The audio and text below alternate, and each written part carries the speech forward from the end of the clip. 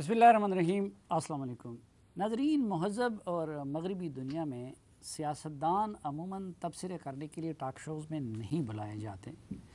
सियासतदान या तो पॉलिसी बयान के लिए बुलाया जाता है या फिर अकाउंटेबल बनाने के लिए। ये पाकिस्तान, इंडिया और हमारे देखा देखी अफ़गानिस्तान जैसे ममालिक में ये रीत चल पड़ी है कि रोज़ाना टॉक शो में सियासत के बारे में और मुख्तलिफ़ शोबों के बारे में तज्ज़िया भी हम सियासतदानों से करवाते हैं। हालांकि वहाँ की मीडिया में या महज़ब दुनिया की मीडिया में अगर सियासत पे तज्ज़िया करना हो तो वो सहाफ़ियों से और प्रोफेसरों और दानिश्वरों से कराया जाता है। अगर तिब्बी मसला हो तो तिब्बी माहिरीन से कराया जाता है। अगर इंजीनियरिंग का मसला हो तो इंजीनियर से कराया जाता है। हमारी एक अदना सी कोशिश रही है कि हम किसी हद तक इस मामले को ट्रैक पे ले आएँ। पाकिस्तान में वैसे तो बहुत सारे तज्ज़ियाकार हैं और बाज़ लोग हम जैसे अदना तालिब इल्मों को भी ये लक़ब दे देते हैं, इस नाम से पुकार लेते हैं।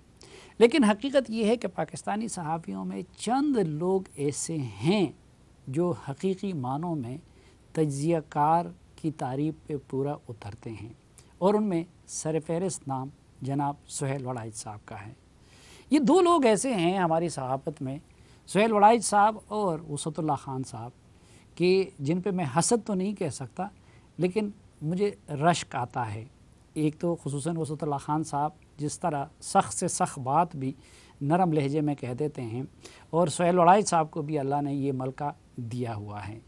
लेकिन सुहेल साहब का ये भी कमाल है कि मेरी तरह वो ना अफरात व तफरीद के शिकार होते हैं, ना जज्बात में आते हैं, बल्कि वो हमेशा अपने बैलेंस और तवाज़ुन को बरकरार रखते हैं और उनके तज्ज़िये के दौरान उनका ज़ाती पसंद नापसंद या अपने बायसेस कहीं पे भी नज़र नहीं आते। अभी जबकि नवाज़ शरीफ साहब अपने इक़्तिदार का जश्न मना रहा था तो उस वक़्त और किसी के वहम व गुमान में भी नहीं था कि न सिर्फ उनका इक़्तिदार ख़त्म होने वाला है बल्कि वो जेल भी जाने वाले हैं। तो ये सुहेल वड़ाइच साहब जैसे दूरअंदेश और गैर मुतासिब सहाफ़ी थे जिन्होंने उस वक़्त कालम लिख कर ये नवीद सुना दी या बुरी ख़बर सुना दी कि द पार्टी इज़ ओवर, और हमने देखा कि उनका वो तज्ज़िया फिर 100% दुरुस्त भी साबित हो गया। इसी तरह वो कुछ ज़ाती बात आ जाती हैं, लेकिन इलेक्शन से बहुत पहले जब किसी के वहम व गुमान में भी नहीं था कि इमरान खान साहब वज़ीर-ए-आज़म बनेंगे, तो कई माह कबल तक सुहेल वड़ाइच साहब हम जैसे शागिर्दों के सामने ये कहा करते थे कि इमरान खान साहब ही अगले वज़ीर-ए-आज़म होंगे, और उनका वो तज्ज़िया फिर हमने देखा कि हर बहर्फ दुरुस्त साबित हो गया। इसलिए आजकल चूँकि एक कन्फ्यूजन का दौर है, एक तरफ तो कोरोना की वबा, उसमें बहुत सारी चीज़ें छुप गई हैं। कोरोना एक चादर की हैसियत में उसके ऊपर उसने उन सारी चीज़ों को दबा दिया है, लेकिन वो चीज़ें ना ख़त्म हुई हैं और ना कहीं गई हुई हैं। सियासतदान अपनी जगह पे, अपोजिशन वाले कन्फ्यूज़ नज़र आ रहे हैं, हुक्मरान अपनी जगह पे कन्फ्यूज़ नज़र आ रहे हैं, और हम जैसे तालिब इल्म अपनी जगह पे कन्फ्यूज़ नज़र आ रहे हैं। इसलिए आज के जरगे में हमने अपने उस्ताद सुहेल वड़ाइच साहब को ज़हमत दी।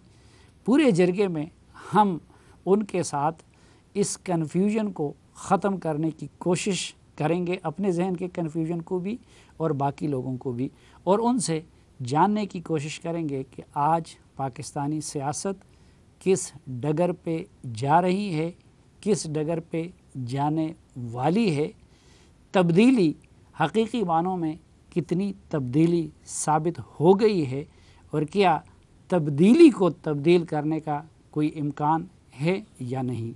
ये और इसी तरह के दीगर सवालों का जवाब जानने के लिए हमारे पास मौजूद हैं जनाब सुहेल वड़ाइच साहब। बहुत शुक्रिया। बहुत मेहरबानी। मैं सबसे पहले तो ये कन्फ्यूजन दूर करना चाहता हूँ कि आप मुझे बार बार उस्ताद कहते हैं, एहतराम से कहते हैं, दिल से कहते हैं, लेकिन सच्ची बात यह है कि मैं आपसे सीखता हूँ अफ़गानिस्तान के बारे में, खैबर पख्तूनख्वा के बारे में, कौमी मसाइल के बारे में, CPEC के बारे में, बहुत सारी चीज़ें मैंने आपसे सीखी।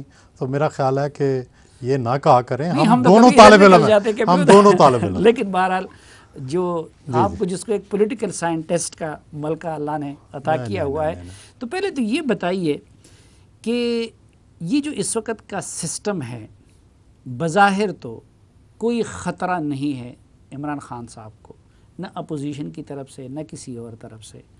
آپ کو جب آپ اس کو دیکھتے ہیں جج کرتے ہیں تو یہ حکومت آپ کو کامیاب حکومتوں کے کیٹیگری میں آپ اس کو رکھ سکتے ہیں یا ناکام حکومتوں کی کیٹیگری میں؟ دیکھیں، سب سے بڑا امتحان جو ہے نا حکومت کے لیے، حکومت بنانا نہیں، حکومت چلانا ہے. حکومتیں تو آپ کو پتہ ہے کہ بہت سارے صدیوں سے چلتی آ رہی ہیں، کوئی نہ کوئی حکومت ہوتی ہے، لیکن یاد وہ رہتی ہے جو کچھ لوگوں کے لیے کرتی ہے. لوگوں کی کچھ آدرشیں اور خواب بھی تھے کہ شاید واقعی پاکستان کا بڑا مسئلہ کرپشن ہے. ایک مڈل کلاس کو یہ نعرہ اچھا لگا کہ غلطیاں کسی اور کی نہیں ہیں، یہ تو ساری کرپشن کی وجہ سے پاکستان نہیں چل رہا. یہ ایک غلط مثال تھی، لیکن لوگوں کو یہ بڑی بھائی. اور ان کا خیال تھا کہ خان صاحب آئیں گے، وزیر اعظم بنیں گے تو شاید گورننس کے مسئلے اور کرپشن کے مسئلے ٹھیک ہو جائیں گے. چنانچہ یہ جو خواب تھا مڈل کلاس کا، اس کی بنیاد پہ ہی آپ کو پتہ ہے کہ ہماری فوج بھی مڈل کلاس سے ہے، ہمارے جو سرکاری ملازم ہیں، ججز ہیں، یہ بھی مڈل کلاس سے ہیں. ٹھیک. چنانچہ یہ مڈل کلاس کا کو تھا against the business man Nawaz Sharif, کہ بھائی ہم جو تنخواہ دار لوگ ہیں، ہم جو مڈل کلاس لوگ ہیں، ہم بڑے آنیسٹ ہیں، لیکن یہ جو بزنس کلاس ہے یہ بڑی ڈس آنیسٹ ہے. تو بیسیکلی یہ جو کو تھا یہ middle class, corporate middle class کا کو تھا. ٹھیک. کہ بھئی اب پریکٹسز ٹھیک ہو جائیں گی، جیسے کارپوریٹ ادارے دوسرے بزنس مینوں سے بہتر ہوتے ہیں، ٹرانسپیرنٹ ہوتے ہیں، شاید اس طرح کی حکومت بن جائے گی. لیکن یہ خواب پورا نہیں ہوا. اس کی وجہ یہ ہے کہ گورننس ٹھیک نہیں ہے، ٹیم ٹھیک نہیں ہے، کپتانی ٹھیک نہیں ہے، اور ڈیلیورنس جو ہے وہ بالکل کم ہے. یہ وجوہات ہیں. خان صاحب کی دیانتداری تو اب بھی مسلمہ ہے، لیکن سوال ہے کہ وہ اپنی ٹیم کے انتخاب تو ٹھیک کیا ہوگا، لیکن کیا ان کی پلیسنگ ٹھیک کی ہے؟ کیا جس کو جو ڈیوٹی دی ہے وہ نبھا رہا ہے؟ ان کا وزراء کے اوپر ٹوٹل کنٹرول ہے. شاید بھٹو صاحب جتنا کنٹرول ہے ان کا، کیونکہ وہ ان کی انٹیلیجنس رپورٹس دیکھتے ہیں، ان کے اوپر جو رپورٹیں ہیں وہ پڑھتے ہیں، ان کے ٹیلی فون کال سنتے ہیں. تو اس طرح بھٹو صاحب کے زمانے میں فائلیں مینٹین ہوتی تھیں جس طرح عمران خان صاحب کے زمانے میں ہو رہی ہیں. لیکن بھٹو صاحب اپنے وزراء سے اتنا کام بھی لیتے تھے. یہاں کام نہیں ہو رہا، صرف جاسوسی ہو رہی ہے. اچھا، یہ کیا جو ووٹر تھا ان کا، جس کو آپ مڈل کلاس کا نام دیتے ہیں، وہ ابھی صرف یعنی ان کی توقعات پوری نہیں ہوئی، وہ اب بھی مہلت دینا چاہتا ہے، انتظار کی کیفیت میں ہے، یا کہ نہیں وہ مکمل مایوس ہو کے تبدیلی بھی چاہتا ہے؟ میرا خیال ہے مایوس نہیں ہوا وہ، اور کیونکہ اس کا خواب ابھی ٹوٹا نہیں ہے. کیونکہ ہمیشہ جو بھی خواب دیکھا جاتا ہے یا دکھایا جاتا ہے اس خواب کو ایکسٹینڈ کیا جاتا ہے. تو آپ یہ دیکھیں کہ وہی خواب جو کرپشن والا ہے اس کو بار بار ایکسٹینڈ کیا جاتا ہے. یہ جو احتساب ہے، کیونکہ ڈیلیورنس نہیں ہو رہی، اس لیے احتساب کے خواب کو دوبارہ مڈل کلاس کو دکھایا جاتا ہے کہ دیکھو یہ مسئلہ حل نہیں ابھی ہوا، یہ کرپشن ابھی پکڑی نہیں گئی، ان کو سزائیں نہیں ہوئی. تو اصل بات یہ ہے کہ جب احتساب ختم ہوگا تو ڈلیوری کا سوال پیدا ہوگا. لیکن سوال تو یہ ہے کہ آپ جب جیلوں میں بھرتے ہیں تو روحانی تسکین ہو جاتی ہے، سیاسی تسکین ہو جاتی ہے، انتقام کی تسکین ہو جاتی ہے، پیٹ تو نہیں بھرتا. انسان کے پیٹ میں بھی تو آگ جلتی ہے. وہی مڈل کلاس جو ہے جب اس پہ فائنانشل کرنچ اب پڑے گا جون کے بعد، تو وہی جو پیٹ کی آگ ہے وہ پھر باقی سب جو تسکینیں ہیں اس کو بھلا دیتی. تو عوام اس نیریٹیو کو بائے نہیں کر رہے ہیں کہ جو وہ کہتے ہیں کہ میں اس لیے آپ کا پیٹ نہیں بھروا سکتا کیونکہ پچھلی حکومتوں نے سب کچھ تباہ اتنا کر دیا ہے کہ ابھی سال ڈیڑھ سال میں اس کو سنبھالنا میرے لیے ممکن نہیں تھا. میرا خیال ہے ان کی ہارڈ کور تو شاید یہ نیریٹیو لے لے، لیکن جو جنرل پبلک ہے وہ میرا خیال ہے اس بیانیے کو قبول نہیں کرے گی. اور نواز شریف کی اسٹریٹجی بھی یہی ہے کہ لائے لو، کہ خاموش رہو اور ان کی غلطیاں ہی لوگوں تک پہنچنے دی جائیں۔ ٹھیک، یہ جو ابھی شوگر سے متعلق انہوں نے انکوائری کرا دی، رپورٹ آئی اور شوگر مافیا کے بڑے بڑے لوگوں کو ایکسپوز کیا، اور اس کے لیے انہوں نے اپنے نمبر 2 اور رائٹ ہینڈ جہانگیر ترین بھی اس کی زد میں آئے، تو اس عمل کا ان کو فائدہ ہوگا یا نقصان ہوگا؟ کیونکہ وہ لوگوں کے سکتے کہ دیکھیں بھائی جہانگیر ترین جن کو آپ لوگ کہتے تھے کہ یہ میرا ای ٹیم ہے اور میری پارٹی کو بنایا ہوا ہے، میں نے اصولوں کی خاطر ان کی بھی قربانی دے دی، تو یہ نیریٹو زیادہ پریویل کرے گا یا کہ اس کا ان کو الٹا سیاسی نقصان ہو سکتا ہے؟ یہ دونوں، پہلے فوری طور پر تو سیاسی فائدہ ہوگا۔ آپ دیکھیں گے کہ ایک ہفتہ سیاسی فائدے کا غلغلہ رہے گا کہ دیکھیں کیسا آپ نے انصاف کر دیا، اپنے ساتھیوں کو بھی نہیں چھوڑا، یہ وہ۔ ایک ہفتے کے بعد آپ دیکھیں گے کہ دوسرا نیریٹو شروع ہو جائے گا سیاسی نقصان کا، کیونکہ یہاں پہ پاکستان کے اندر اب بھی جو پولیٹیکل ہیوی ویٹس ہیں ان کا ایک کردار ہے، کانسٹیچوئنسی پالیٹکس کا ایک کردار ہے۔ تو آپ اگر کانسٹیچوئنسی پالیٹکس کرنے والے جو 8-10 شوگر بیرنز ہیں ان کو آپ سزا دیتے ہیں یا ان کے نام لے آتے ہیں، تو پھر آپ یوں یہ سمجھیں کہ ابھی تو مصلیت کے تحت وہ خاموش رہیں گے اور شاید آپ کے ساتھ بیٹھ کے دوسروں کی برائیاں بھی کریں گے، لیکن آج سے دن گن لیں وہ عمران خان کے ساتھ اگلے الیکشن میں ساتھ نہیں ہوں گے، وہ اگلے الیکشن میں عمران خان کے خلاف الیکشن لڑیں گے۔ لیکن جہانگیر ترین اور یہ لوگ ابھی تو ان کے لیے کوئی مسئلہ نہیں بنا سکتے۔ ابھی کوئی مسئلہ نہیں ہے، دنیا میں ہمیشہ لوگ اچھے وقت کا انتظار کرتے ہیں، وہ ان کے لیے اچھا وقت ہوگا اور عمران کے لیے بحران کا وقت ہوگا، اس وقت وہ سارے ایکٹیو ہوں گے۔ اس وقت چونکہ عمران طاقتور ہے، اس وقت وہ چپ رہیں گے، اس وقت وہ کوشش کریں گے مصلیت کے تحت یہ وقت گزارا جائے، لیکن جب بھی مشکل وقت آئے گا عمران پہ، آپ دیکھیے گا کہ سب سے پہلے یہ اپنے بدلے لیں گے۔ اچھا، لیکن آپ کیا سمجھتے ہیں کہ عمران نے اس وقت یہ وار کیوں کیا جہانگیر ترین پہ؟ مثلا جہانگیر ترین، خسرو بختیار، یہ لوگ آپ کو بھی پہلے سے بھی پتہ تھا، ہمیں بھی، کہ وہ کیا کر رہے ہیں، اس سے پہلے بھی ان پہ الزامات لگے ہیں، ایون وہ سپریم کورٹ سے نواز شریف کی طرح ڈسکوالیفائی ہوئے، لیکن اس کے باوجود بھی پارٹی میں ان کی اہمیت اور پوزیشن ختم نہیں ہوئی۔ آج سے کچھ عرصہ پہلے تک وہ نمبر 2 پرائم منسٹر تھے، تو آپ کیا سمجھتے ہیں کہ کیا وجہ بنی ہے جس کی وجہ سے ابھی عمران خان صاحب ان کی قربانی دینے پہ تیار ہو گئے؟ دیکھیے، اس میں ایک نفسیاتی مسئلہ ہے۔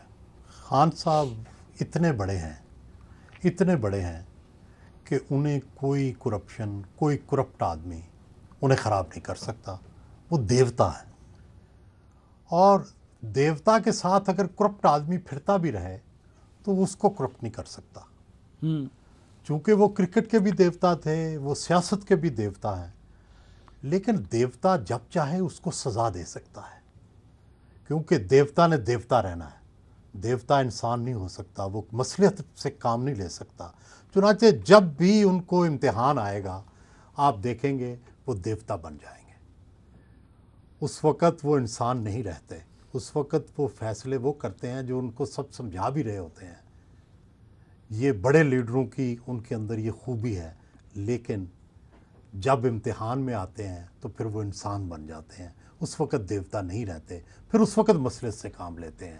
یہ ان کی شخصیت کا ایک تضاد ہے کہ عام حالات میں وہ دیوتا بنے رہتے ہیں، لیکن جب امتحان سے گزرتے ہیں تو پھر ہر کمپرومائز، جیسے الیکشن ہے، الیکشن میں ہر کمپرومائز کیا، لیکن الیکشن سے پہلے دیکھیں وہ کہتے تھے میں کمپرومائز نہیں کروں گا۔ آپ کیا سمجھتے ہیں کہ جہانگیر ترین سے جان چھڑانے کے لیے یہ انکوائری کرائی گئی یا کہ نہیں؟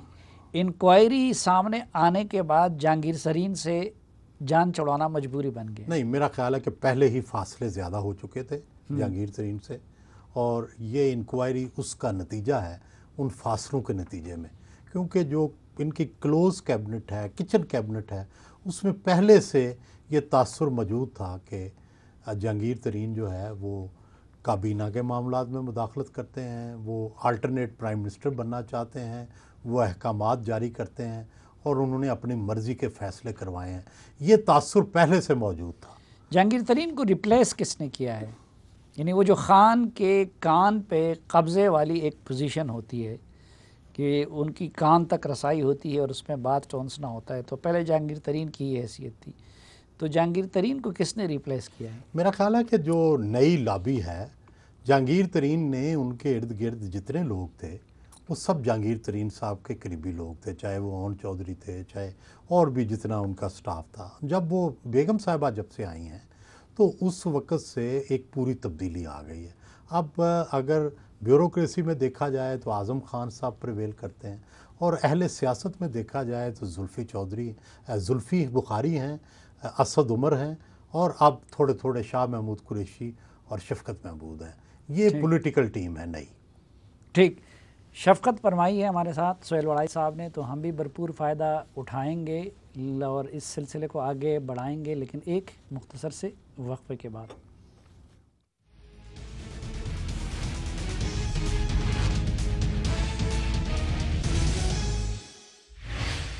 ایک بار پھر خوش آمدید آپ کو جرگے میں۔ ہمارے ساتھ ہیں جناب سہیل وڑائی صاحب۔ اور سہیل وڑائی صاحب، پہلے تو یہ بتائیے کہ یہ جو مصیبت آئی ہوئی ہے کورونا کی، جس کی وجہ سے ہم یہ سب کچھ کرنے پہ مجبور ہیں، اس کا عمران خان صاحب کی حکومت کو فائدہ ہوا ہے یا نقصان ہوا ہے؟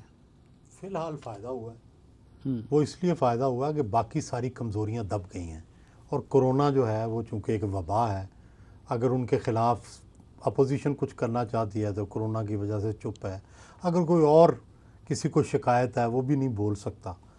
تو لیکن اگر کرونا بڑھ گیا، اگر کرونا کی وجہ سے اموات ہوئی، خدا نہ کرے، تو جو ہم گورنمنٹ نے اس وقت پالیسیاں بنائی ہیں، میرا خیال ہے کہ یہ ساری پھر باؤنس بیک کریں گی، کیونکہ ابھی جس طرح انہوں نے لاک ڈاؤن کھولا ہے سندھ کی حکومت کی مرضی کے خلاف، اور جو اس طرح کے اقدامات کیے ہیں، اللہ کرے کہ ہم بچ جائیں اور عمران خان کے اقدامات کا اچھا اثر ہو، لیکن جس طرح دنیا میں ہوا ہے اگر ویسا ہی ہو گیا تو پھر تو تباہی آ جائے گی۔ اچھا، لیکن آپ کیا سمجھتے ہیں کہ کورونا اگر نہ آتا تو ان کی حکومت کو کوئی خطرہ تھا؟ دیکھیں، اس وقت ان کو اپوزیشن سے خطرہ نہیں ہے، اس وقت ان کو کسی ادارے سے بھی خطرہ نہیں ہے، ان کو اپنی گورننس سے خطرہ ہے، ان کو اپنے آپ سے خطرہ ہے، پارٹی کے اندر سے۔ آپ دیکھیں گے کہ جو بھی آئندہ تبدیلی آئے گی اس میں اور فیکٹر تو ہوں گے، لیکن میجر فیکٹر ان کی اپنی پارٹی کے اندر بغاوت کا ہوگا۔ یہ کیوں؟ ابھی تو آپ پہلے کہہ رہے تھے نا کہ بھٹو کے بعد اگر کسی کا زیادہ کنٹرول ہے۔ نہیں، کیبنٹ پہ، میں نے کیبنٹ پہ کنٹرول کہا ہے۔ اچھا، میں نے کہا کہ کیبنٹ کی اس طرح کنٹرول بھٹو کے بعد عمران خان کا دیکھا ہے کہ جو ایک ایک ان کی جاسوسی رپورٹ منگواتے ہیں اور ان کو پھر ہدایات دیتے ہیں کہ بھئی آپ نے کل گاڑی غلط استعمال کی ہے، آپ وہاں دیکھے گئے ہیں، اس طرح کی ڈائریکشنز دیتے ہیں وہ۔ لیکن یہ پارٹی بھی تو ان کی ذات کی مرہونی منت ہے، ان کی وجہ سے بنی ہے، تو اگر کوئی ان سے بغاوت کرے گا تو زیرو نہیں بن جائے گا؟ دیکھیں، بعض اوقات ہوتا یہ ہے کہ جب بھی تجزیہ کیا جائے گا، جب بھی کوئی سنجیدہ کرونا سے بات ہٹ کے ہوگی تو یہ تجزیہ تو ہوگا کہ آخر یہ حکومت اتنی اچھی کیوں نہیں چل رہی؟ کیا اس کی وجہ ٹیم ہے؟ کیا وزراء ناتجربہ کار ہیں؟ کیا مشیر جو ہے وہ نااہل ہے؟ یا کیا کپتان کے اندر کوئی خرابی ہے؟ تو جب یہ تین چیزوں کا تجزیہ ہوگا۔ اچھا، باقی لوگ تو بعد میں کریں گے، سہیل وڑائی تو بہت پہلے کر چکا ہے اس طرح کا تجزیہ، یا کر رہے ہوتے ہیں۔ آپ کا تجزیہ کیا کہتے ہیں؟ مسئلہ کپتان میں ہے، ٹیم میں ہے، کس میں؟ میرا خیال ہے کہ کپتان جو ہیں ان کی ڈیسیژن میکنگ کے اندر فالٹ ہے۔ اس کی وجہ یہ ہے کہ وہ بہت سی لوگوں کی رائے نہیں سنتے، وہ ان کے اندر جو میں نے کہا ایک دیوتا آ گیا ہے جو ان کو یہ بتاتا ہے کہ صرف وہ صحیح ہیں، اس سے بہت سی غلطیاں جنم لیتی ہیں۔ نہیں، یہ وجہ ہے یا کہ نہیں وہ پوری طرح خود مختار نہیں ہے فیصلہ کرنے میں؟ میرا خیال ہے کہ کوئی انہیں مشکل نہیں ہے، خود مختاری پہ کوئی قدغن نہیں ہے۔ کم از کم یہ وہ بڑے عرصے کے بعد پرائم منسٹر آئے ہیں جنہوں نے بہت سے فیصلے خود مختاری سے کیے ہیں، چاہے وہ چیف سیکرٹری پنجاب کی تبدیلی کا ہو یا اور بھی کئی وزیروں کی تبدیلی کا ہو۔ میرا خیال ہے کہ وہ بعض اوقات کسی کی سنتے بھی نہیں ہیں. لیکن پاکستان میں تو اور بھی پاور کے بہت سینٹرز آ گئے ہیں، اسٹیبلشمنٹ ہے، جوڈیشری ہے، کچھ لوگ اس میں میڈیا کو بھی شامل کرتے ہیں. تو آپ نہیں سمجھتے کہ ان مجبوریوں کی وجہ سے وہ پوری طرح ان کو اپنا خود مختار نہیں ہے، اس لیے صحیح ٹیم نہیں بنا سکے؟ میں تو اس کے الٹ سمجھتا ہوں. میرا خیال ہے کہ جتنی سپورٹ انہیں ملی ہے اس سے پہلے کئی پرائم منسٹرز کو نہیں ملی. مطلب آپ یہ دیکھیں شوکت عزیز، ظفر اللہ جمالی، نواز شریف، آپ ان کو یوسف رضا گیلانی، ان کو راجہ پرویز اشرف، یہ جو 5-6 پیچھے گزرے ہیں ان میں سے کسی کو بھی اتنی خود مختاری نہیں ملی جتنی عمران خان کو ملی ہے اپنی ٹیم کے بارے میں. ان کو پنجاب کی گورنمنٹ بڑے عرصے کے بعد ایک نئی جماعت کو ملی ہے، نہیں تو نون لیگ کے پاس تھی. تو آپ سمجھتے ہیں کہ اس حکومت کی پرفارمنس کیا پیپلز پارٹی اور مسلم لیگ نون کی حکومتوں سے بھی بری ہے؟ میرا خیال ہے کہ ان کے مقابلے کی تو قطعاً نہیں ہے، اس سے بہت نیچے ہے. پیپلز پارٹی اور مسلم لیگ نون کی دونوں حکومت سے بہت نیچے ہے. بہت نیچے. کس حوالے سے؟ نمبر 1 تو پہلی بات تو یہ تھی کہ ابھی تک کوئی میجر کانسٹیٹیوشنل یا کوئی میجر سوشل ریفارم نہیں ہوئی جس کی بنیاد پر یہ آئے تھے. مثلا کیا کرپشن کے لیے کوئی نیا لا آیا؟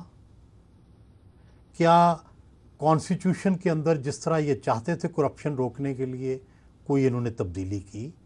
کیا انہوں نے گورنر ہاؤسوں کی دیواریں گرائیں؟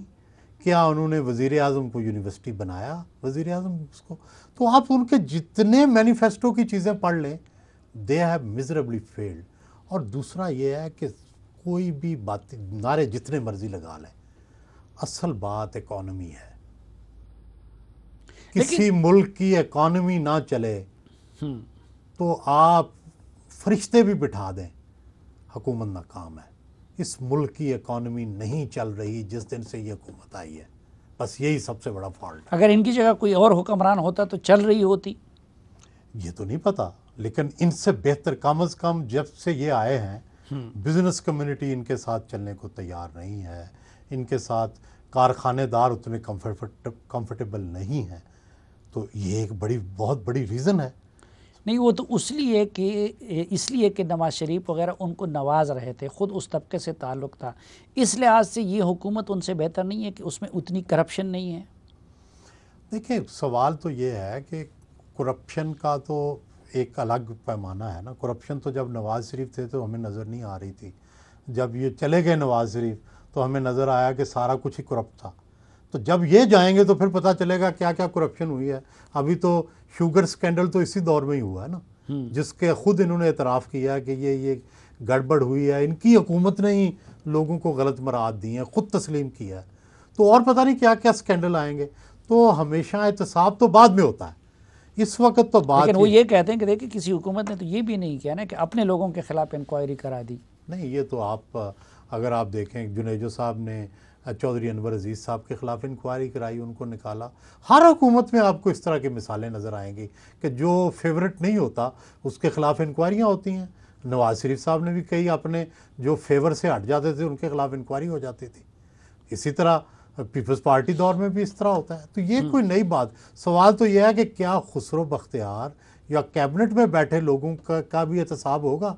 خسرو بختیار کا حالانکہ میں سمجھتا ہوں کوئی قصور نہیں ہے، لیکن جب آپ کا رپورٹ آپ کی اپنی رپورٹ میں اس کا نام آ گیا تو پھر تو آپ کو کچھ کرنا پڑے گا.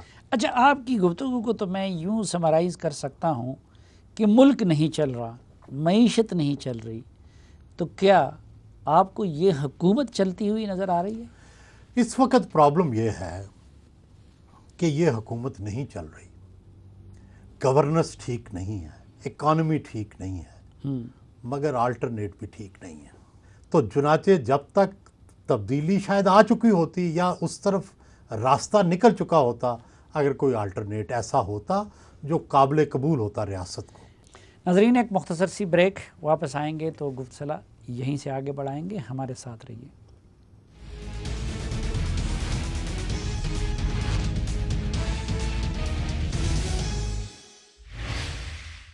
ایک بار پھر خوش آمدید آپ کو جرگے میں. سہیل وڑائی صاحب، یہ جو پچھلے دنوں آپ کا ایک کالم، اگرچہ شہباز شریف صاحب نے اس کی تردید بھی نہیں کی اسی طریقے سے، لیکن کچھ لوگوں نے اس کو کچھ اور معنی پہنا دیے. آپ کیا سمجھتے ہیں کہ یہ شہباز شریف صاحب کی دال کیوں نہیں گلتی؟ میرا یہ خیال ہے کہ پاکستان میں آپ کو ایک واضح لائن لینی پڑتی ہے. اگر آپ فرض کریں مزاحمتی سیاست کر رہے ہیں تو مزاحمتی سیاست سے تو کسی کو چیلنج ہوتا ہے. عمران خان نواز شریف مزاحمتی سیاست کر رہے تھے تو جیل سے بھی کہیں نہ کہیں وہ اپنی گرمی پہنچا رہے تھے. چنانچہ ان کا جیل میں ہونا بھی اپنے سیاسی مخالفوں کے لیے مشکل کا باعث تھا. چنانچہ ان کا بندوبست کرنے کے لیے ان کو باہر بھیجنا پڑا. اب میں اگر ریاست کو اور حکومت کے لیے کوئی چیلنج ہی نہیں ہوں تو میری کیا حیثیت ہوگی؟ مجھے پہلے چیلنج بننا ہوگا تبھی میری حیثیت ہوگی. یہی مفاہمتی سیاست کا پرابلم ہوتا ہے کہ جب تک آپ کوئی چیلنج نہیں بنتے اس وقت تک آپ سے بات کون کرتا ہے؟ اچھا، یہ تو ہم جیسے طالب علم بھی سمجھتے ہیں کہ ان کو مار اس لیے پڑی کہ دونوں بھائی دو مختلف سمتوں میں جانا چاہ رہے تھے اور ایک دوسرے کو چھوڑ بھی نہیں سکتے. اب آپ کو کیا لگتا ہے، نواز شریف الٹیمیٹلی شہباز شریف بن جائیں گے یا شہباز شریف الٹیمیٹلی نواز شریف بن جائیں گے؟ میرا یہ خیال ہے کہ، اور یہ میں بڑے وثوق سے کہہ رہا ہوں کیونکہ میں نے خود یہ نواز شریف صاحب سے بات کی اور ان کا جواب سنا، اس لیے میں یہ کہہ رہا ہوں کہ میں نے انہیں یہی کہا، میاں صاحب یہ آپ کمال لوگ ہیں، شہباز صاحب کچھ اور کر رہے ہیں، آپ کچھ اور کر رہے ہیں. مریم پاس بیٹھی تھی تو مجھے کہنے لگے، ہنس کے مسکرا کے کہنے لگے تو اس میں نقصان کیا ہے؟ تو اس بات کو اگر آپ یہ سمجھیں کہ وہ دونوں مل کے سیاست کر رہے ہیں، سوال گڈ کاپ بیڈ کاپ خود مل کے خود کھیلتے ہیں کہ سیاست کھیل رہے ہیں. وہ سمجھتے ہیں کہ جس وقت ضرورت ہوگی نواز شریف صاحب جو ہیں وہ اپنی سیاست اس وقت بروئے کار لائیں گے اور ابھی ضرورت ہے شہباز شریف صاحب کی سیاست. یعنی کسی وقت نواز شریف شہباز شریف بھی بن سکتے اور کسی وقت شہباز شریف نواز شریف بھی بن سکتے. ایسے ہی ہوتا ہے اقتدار میں. یہ جو الیکشن تھا، پچھلا جو الیکشن تھا، الیکشن سے پہلے میاں نواز شریف نے جو شہباز شریف نے کہا وہ مانا، فوج کے خلاف بیانات دینے بند کیے. جو ٹکٹیں جیسے کہی تھی 2013 کے الیکشن میں بہت ساری ٹکٹیں. ابھی بھی تو مریم کی خاموشی یہ بتا رہی ہے کہ وہ بھی آن بورڈ ہے اس معاملے میں. انہیں بولنا چاہیے. اچھا، مجھے شیخ رشید بتا رہے تھے کہ جی یہ سب کچھ تو مینیپولیٹ کیا گیا، یہ اس کو پلیٹلیٹس کو، اور یہ سارا ایک منصوبہ تھا ان کو باہر بھجوانے کا. اب آپ کو بھی اس طرح کے کچھ آثار نظر آ رہے کہ کوئی پہلے سے طے ہوا تھا، ڈیل ہوئی تھی جس کے لیے یہ سب کچھ مینیپولیٹ کیا گیا؟ میرا خیال ہے ابھی اس کا وقت نہیں آیا. ابھی کسی بھی فریق کے لیے یہ مناسب نہیں ہے کہ یہ ساری باتیں، لیکن یہ کہانیاں ضرور باہر آئیں گی. اس کے اندر کہانیاں ضرور موجود ہیں. ہاں، یعنی صرف اور صرف بیماری کا مسئلہ نہیں تھا. اس کے اندر ضرور کوئی نہ کوئی چیزیں ہیں جو وقت آنے پہ سامنے آئیں گی. اچھا، یعنی دال میں کچھ کر. اچھا، آپ نے جو پارٹی از اوور، تو مسلم لیگ نون کی حکومت تو وہ تو اوور ہو گئی. آپ کو نیئر فیوچر میں مسلم لیگ نون دوبارہ سیاست میں، اقتدار کی سیاست میں آتا ہوا نظر آ رہا ہے؟ دیکھیں، آپ کچھ بھی کہیں، مسلم لیگ نون نے ایک چیز میں کامیاب ہے. ان کا اقتدار کھو گیا، ان کے لیڈروں کو سزا ہو گئی، نااہل ہو گئے، بالکل کمزور پوزیشن میں ہیں اس وقت. ان کی کوئی بارگیننگ پوزیشن نہیں ہے. لیکن کامیابی ان کی یہ ہے کہ انہوں نے اپنے ووٹ بینک کو ابھی تک انٹیکٹ رکھا ہوا ہے. آج بھی اگر الیکشن ہوں گے تو پنجاب میں وہ وننگ پوزیشن میں ہیں. اس وقت P T I winning position میں نہیں ہوگی. تو یہ جو ان کی کامیابی ہے یہ سب کو ڈسٹرب کرتی ہے، حکومت میں بیٹھے ہوئے لوگوں کو بھی. لیکن ان کی یہی کامیابی عمران خان کے اقتدار کو بڑھانے کا ذریعہ نہیں بن رہی ہے؟ اگر یہ پوزیشن ہے تو کوئی بھی تو الیکشن میں جانے کا رسک نہیں لے گا. صافی صاحب، آپ یہ دیکھیں کہ دنیا میں یا پاکستان میں بھی سیاست میں آپ دیکھیں کہ آپ جب آلٹرنیٹ پوزیشن میں ہوتے ہیں یا سیکنڈ پوزیشن میں ہوتے ہیں تو الٹیمیٹلی آپ بینیفیشری ہوتے ہیں کسی نہ کسی وقت. جب بھی کوئی بھی نقصان ہوگا عمران خان کا تو بینیفیشری الٹیمیٹلی سیکنڈ پوزیشن والا ہوگا. اسی لیے تو عمران خان کو نقصان نہیں ہو رہا. جس دن کوئی ایسی چیز ہو گئی جس میں جو سیکنڈ آپشن ہے وہ بھی ایکسیپٹیبل ہوا تو آپ دیکھیں گے کہ تبدیلیوں کی راہ ہموار ہو جائے گی. ابھی یہ نہیں ہے. پیپلز پارٹی کی سیاست کو اس وقت آپ کیسے دیکھ رہے ہیں، زرداری صاحب کی سیاست کو؟ دیکھیں زرداری صاحب جو ہیں وہ پچھلے قدموں پہ ہیں. وہ خاموشی سے بیٹھے ہیں، اچھے وقت کا انتظار کر رہے ہیں. وہ پتے بڑی سینے کے ساتھ لگا کے رکھتے ہیں. آپ دیکھیں کہ کئی مہینوں سے وہ مسلسل خاموش ہیں. کسی سیاستدان کے لیے اتنی خاموشی اور اس طرح سے غیر متحرک ہونا، ایسی مثالیں کم ملتی ہیں. بندے کا دل کرتا ہے کہ آپ کچھ نہ کچھ کریں، لیکن وہ ایسا 1 سال بھی گزار سکتے ہیں، 2 سال بھی ایسے گزار سکتے ہیں. ان کے اندر یہ کیپیسٹی موجود ہے. اور انہوں نے بھی کیا کامیابی ہے ان کی ابھی تک کہ انہوں نے سندھ کے اندر اپنا کنٹرول جو ہے وہ رکھا ہوا ہے، اور ایک بیس جو ہے انہوں نے برقرار رکھی ہوئی ہے، جس کی وجہ سے ان کو اس حد تک گرایا نہیں جا سکتا وہ گڑھے میں گر جائیں. ان کو اگر مارا بھی جاتا ہے تو زمین کے اوپر رکھا جاتا ہے، کیونکہ ان کے پاس سندھ کا قلعہ موجود ہے. اچھا، آپ کو کیا لگتا ہے کہ اگر یعنی ابھی بھی آپ کہتے ہیں کہ جون کے بعد مشکلات آ سکتی ہیں، تو اگر مشکلات آ سکتی ہیں تو وہ حکومت کی تبدیلی پہ بھی منتج ہو سکتی ہیں؟ دیکھیں اگر تو فائنانشیل کرائسس بہت بڑا آ گیا، اگر تو ایسا آیا کہ جو ٹالریبل ہو، تو پھر تو شاید اتنا بڑا واقعہ نہ ہو. لیکن اگر کرونا بھی آ گیا، اکنامک کرائسس بھی آ گیا، اور بیڈ گورننس بھی رہی، اچھی کپتانی بھی نہ رہی، تو پھر آپ مجھے بتائیں کیا ہوگا؟ تو ممکنہ آپشنز کیا ہو سکتی ہے؟ ممکنہ آپشن یہ ہے کہ الیکشن نہیں ہو سکتے فوراً. کوئی قومی حکومت وغیرہ تو اب دنیا میں کوئی اس کو اتنا پسند نہیں کیا جاتا، کیونکہ اس کے اندر بہت سارے عناصر ہوتے ہیں جو اپنے کہتے ہیں. تو میرا خیال ہے کہ جو واحد ممکنہ حل ہے وہ یہی ہے کہ پی ٹی آئی کی ہی گورنمنٹ بنے دوبارہ، لیکن اس کو دوسری پارٹیاں سپورٹ کریں، سم ایکسیپٹیبل فگر فیس جو ہے وہ آئے سامنے. یہ پنجاب میں کوئی کھچڑی پک رہی ہے چودھریوں کے بارے میں، جو عمران کا رویہ ہے اور ان کا حکومت کے بارے میں رویہ ہے؟ میرا خیال ہے کہ کوئی در پردہ کوئی معاملہ چل رہا ہے، اور مجھے یہ میری انفارمیشن کی بنیاد پہ نہیں، میرے تجزیے کی بنیاد پر یہ ہے کہ اس دفعہ تبدیلیاں پہلے صوبوں میں آئیں گی، پھر مرکز میں آئیں گی. اچھا، اور صوبوں میں پہلے پنجاب میں آ سکتی ہے؟ یہ نہیں پتہ کہاں سے شروع ہوگی، بلوچستان سے ہوگی، پنجاب سے ہوگی، سندھ سے ہوگی، لیکن صوبے آپ بدلیں گے پہلے اور پھر مرکز میں تبدیلی ہوگی. اس سال میں یعنی یہ جو 2020 ہے، اس میں کوئی سہیل وڑائی صاحب کی طرف سے پارٹی زور جیسا کوئی کالم آ سکتا ہے؟ نہیں، ابھی نہیں، نہ ابھی کوئی ایسا انڈیکیشن ہے، نہ ایسی کوئی انفارمیشن ہے. لیکن جون سے لے کے دسمبر تک آپ یوں سمجھیں کہ سرخ دائرے کے اندر ہے حکومت. کیونکہ سہیل وڑائی صاحب کی طرف سے یہ تو ہم دیکھ رہے ہیں، ان کی زبانی سن بھی رہے، پڑھ بھی رہے کہ گاڑی نہیں چل رہی. ہاں جی. لیکن پارٹی زور والا معاملہ وہ میں دیکھیں جب بھی تبدیلی آتی ہے نا، اس کے 2 یا 3 انڈیکیشنز ہوتے ہیں. یہ ہر بندے کے لیے، ہر بندے کے لیے. مثال کوئی یہاں کوئی بہت بڑا صحافی ہونے کی ضرورت نہیں ہے. ایک میرے جیسا طالب علم کیسے دیکھتا ہے؟ نمبر 1، کیا یہ حکومت چل پا رہی ہے؟ کیا ڈیلیور کر رہی ہے؟ نہیں کر رہی.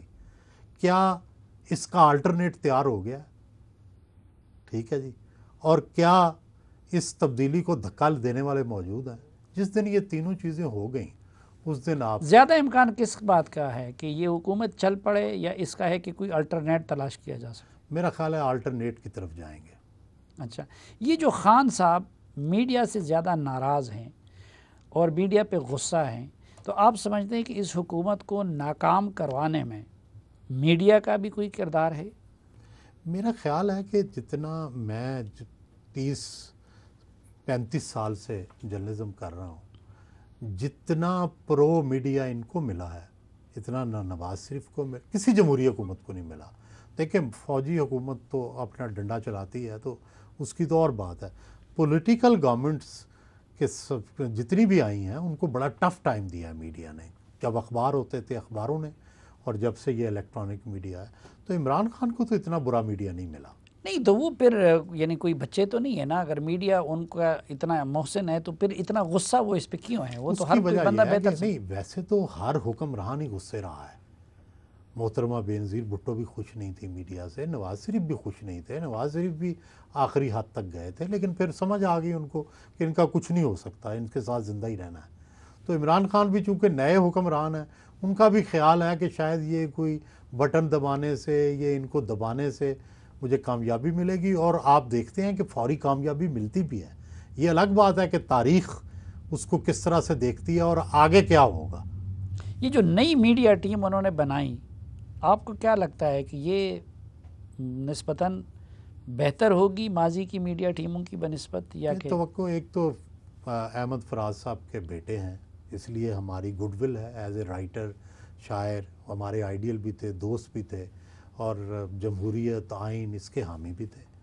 دوسری بات ہے کہ عاصم باجوہ صاحب جو ہیں وہ بڑے سیزنڈ آدمی ہیں، اور وہ فوج کے تجربے سے گزر کے آئے ہیں. تو میرا خیال ہے کہ وہ بھی نہیں چاہیں گے کہ کوئی ایسا ان کے کیریئر کے آخری حصے میں، جب کہ وہ سیاسی عہدے پر ہیں، کہ وہ میڈیا سے کوئی لڑائی ٹھیک. لیں. تو اس لیے گڈ ول میرا خیال ہے آنی ہے ان کی طرف سے، اور ہمیں بھی اس کو ایکسیپٹ کرنا چاہیے. چلو ایکسیپٹ کرتے ہیں. بہت شکریہ جناب سہیل وڑائی صاحب ہمیں وقت دینے کے لیے.